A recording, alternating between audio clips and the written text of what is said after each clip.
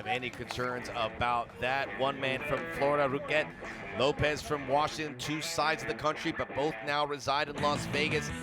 Lopez 3 years the senior, good height advantage for Ruquet, but look at the reach. Goes back in Lopez, he's got some long arms, a big time wingspan, both hitting the mark at 135 for this bantamweight title fight. He's got some monkey arms, and look for that guillotine for Gustavo Lopez, because that's his money move. We are underway here in Lake Tahoe, live on DAZN. Lopez, the champion in white, beat Ruquet back in 2015 via submission in the second round. That was a long time ago, Max, and Ruquet says that he is a completely different fighter. That fighter that quit in that first fight, he's dead. He's gone. And right away, the first thing that I notice is, even though it says Gustavo's got a longer reach, the range of Ruquet is kind of intimidating. Let's talk about the training here. 2 weeks for Ruquet inside Lake Tahoe, training at high altitude. He trained higher than the fight was going to take place. 10 rounds sparring hard. He's just cutting lust weight now, pushing himself, running the mountains. He did the ski run. He says it feels like it's taking the life out of you. That's a direct quote. Well, and like he said, he got out cardioed by Gustavo the first time. Completely lost all energy tanks. And that's what the problem was in the first fight. He says that's not going to happen this time. I am focused. I'm a different fighter. I'm reborn. Now, Lopez did not come here 2 weeks in advance, but he did use the hypoxico altitude training. He was sleeping in a tent in his own house, which imitated sleeping at 9,000 feet altitude. We're about 6,200 here in Lake Tahoe for tonight's fight. So I don't expect either of these fighters to be gassed too much. Fitness, a high priority for both. Gustavo's always got a smile on his face, especially when he knows that he got you. He's got a chin as well, eating those punches but still come forward. Woo, woo. Yes, yes, yes. Oh! It's over! Lights out in Lake Tahoe! A right hand from hell! Another first round finish for Lopez. He's the champion still. And a win. First title defense. He holds on to his belt. He's earned every single second. I'm so proud of him. Wow. Folks, this is one of the best 135-pounders anywhere. He's got the power. He can submit you. He's a fighting champ. He doesn't need 2 weeks in Lake Tahoe, as he took care of business in a matter of seconds. Slumped him, stiff as a board. First round knockout, Gustavo Lopez does it. He holds on to his belt. And we just hope that Joey Ruquet is okay and that he can recover from this. Wow. That was a nasty, nasty shot. And we want our fighters to be able to come back and do it over again. So we hope that he's okay. Lopez wins again, 7-2, defends his title in electric fashion. Here we see again Gustavo coming in, going in for the, just basically trying to steer him off balance, and then he comes in with the right hook from hell. Here he is, get off me, get off balance, and boom, right here. Say goodnight, Grace. Sit down. Buenas noches, adiós felicidad, Ya no más. Plácido Domingo. Ya no más. Well, we had a lot to talk about this. Look at Ruquet's face. Ready. Horrific. Bink. He is Lethal. punching, he's trying to Lethal. punch on the ground. Lethal. Fighting out of the blue corner from Las Vegas, Nevada, here is Gustavo Lopez.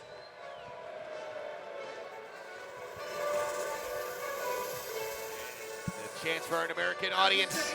They have a dog in the fight. They have two here tonight. The first is Gustavo Lopez. You know what? I'm super stoked about Gustavo. This guy keeps saving the day for every card, I feel like. He comes in on short notice, still takes the fight, makes weight, 135, 145. I mean, I've actually also had the opportunity to train with Gustavo. We're both from Washington, and we come from the same neck of the woods. So I'm excited. I'm happy for him, and I would love nothing more for him to come in as a dark horse, as an alternate, and win the whole thing. That would be amazing. A lot of people thought he beat Aldai. How did you see it, Gil?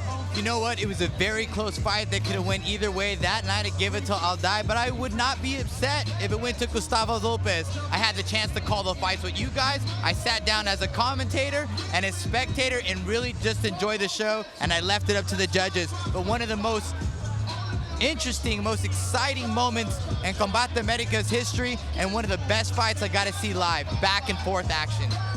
He's a fun watch, and he certainly illuminated the weigh-in yesterday with some theatrics and a very cool entrance. Look at it, he's owning La Jaula right now. Back to Joe Martinez. And next to make his way to the cage, fighting out of the red corner from Valencia, Spain, Vincent Marquez. Vicente Gento Marquez, he missed weight by 0.4 of a pound. He took this fight on short notice, so it's hard to be too critical of those circumstances, but here he is. Zen Benzui Ruiz, the one Spanish fighter, unable to go because of injury, and that's opened the door for two. We will see Daniel Requejo later, and now Gento Marquez. Vicente Gento Marquez has fought at every weight class. He used to fight at 185, 160. Now he's fighting at 145. You know, I think this is more of a natural weight class for him because he is of the 45 size. But, you know, definitely his record does not reflect what type of fighter that he is. You know, you get not that many fights when you're overseas, and you take any fight and opportunity that comes your way. And you know, he's a victim of that, of just taking fights without, you know, really thinking about the consequences of fighting a guy 2 times your size. And I think this is definitely more of a spot for him at 145 pounds. Yeah, 5 7 inches. 5 7. You don't want to be fighting 185. No way, no way. But that's what a lot of fighters do. They figure out their weight class as their career goes on. In el peso pluma alternate, this is a 5-minute round alternate featherweight throwdown. Introducing to you first, fighting out of the blue corner. At 5 feet 8 inches tall, he weighed in officially 145 1/2 pounds. His professional record in 12 bouts, 8 victories and 4 defeats. Con un peso de 145 libras y medias y un récord de 8 victorias y 4 derrotas. De Las Vegas, Nevada, here is Gustavo Lopez. Y su oponente en la esquina roja, con 146 libras y medias y un récord de 4 victorias y 5 derrotas. At 5 feet 7 inches tall, he weighed in 146 1/2 pounds, and in 9 professional bouts has 4 victories and 5 defeats. From Valencia, Spain, here is Vicente Gento Marquez. And your referee in charge of the action is Mark Lulling. How bad you want it?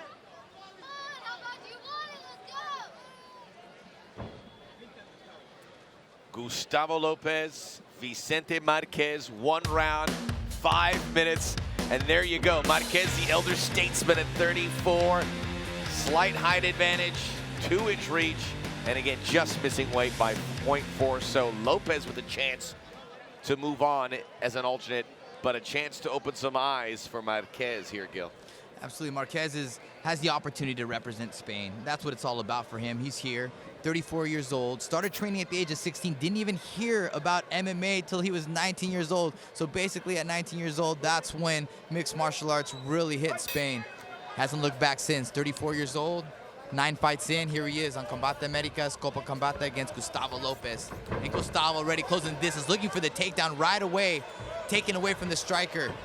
Going for that single leg. Again, 1 round, 5 minutes to make an impression for both these fighters. Gustavo gets a takedown. Marquez trying to get back to his feet, but Gustavo doing a good job of holding him right back up against the cage and going for the takedown again.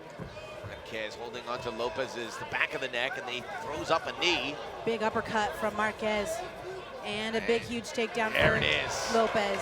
The moneymaker right there for Gustavo Lopez. Right into side control. Beautiful, beautiful shoulder pressure from Lopez.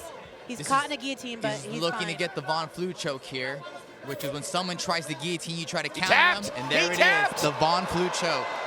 Beautiful job done by Gustavo Lopez. When someone's Wow. trying to guillotine you, you can reverse it, and that's exactly what you just saw, the Von Flue. or the Von Flute the choke. phantom choke is what I like to call it, because it's ghostly. Marquez was talking to the referee as soon as he hit the ground. He may have been injured on that big double leg slam. Gustavo Lopez coming in with excitement, full of energy and dynamic out there, scoring the takedown and submitting his opponent. And he's like being very tender is Marquez with that right arm. He has not moved it since it's been going to the ground.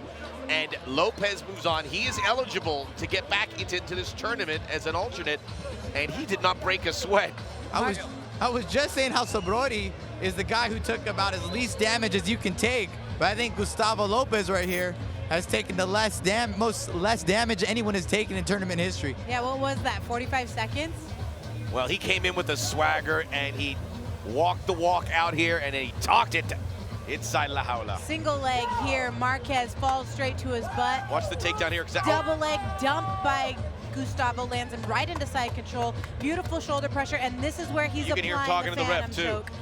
And Marquez has no idea what happened. He's still laying on the jaula, and he doesn't know what's going on. They're checking his shoulder. He might have got dislocated, but you can see him there, Gil, talking to the ref, said maybe I got injured when he put his arm down to try and brace himself. Yes, I think that's right, Max. When he fell down, he tried to post on his right forearm hand, and I think there must have been some sort of either collarbone coming out, an AC band, or maybe a separation of the shoulder. He's holding onto that right arm, and the doctors are taking a look at it. Something happened on that takedown slam. And Lopez coming in to tend to Marquez, who remains in a lot of pain, and we certainly hope for the pain threshold there. Really unfortunate. He put his arm down to brace the fall, and in that moment, that's where the damage was done. He's back to his feet. Yeah, he came a long way. Short notice to take this fight. You hate to see it end this way, and Lopez the first one there to embrace him. Love to see that good sportsmanship by Gustavo Lopez. And you see they're going to the shoulder. And now Gustavo Lopez can go to the back with Pablo Sabori and just wait and see how this tournament unfolds. And the tournament starts next as we look at it again.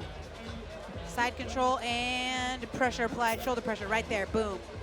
I call it the phantom choke. A lot of people know it as the Von Flute choke because you don't know what's coming. Yeah, and one of the problems for Marquez on the way down, he did try to post with his hand, and you're kind of supposed to post with your forearm to your shoulder, and he landed on that hand, and it was not pretty. Looks like his arm is numb. He has no feeling in his right arm. That's You know, what's also interesting about being an alternate is you may not fight in the semifinals. You may go straight to the finals if someone gets hurt. So you may only have 2 fights that night for the alternate, but the alternate has to stay warm and stay ready all night. We might be looking right now at the Copa Combate champion. He's kept it going. And I love his look. I love his swagger. I love his attitude. Ditto. All right, for the official announcement, let's go inside La Jaula. Joe Martinez. Ladies and gentlemen, the end comes officially 50 seconds, round number 1.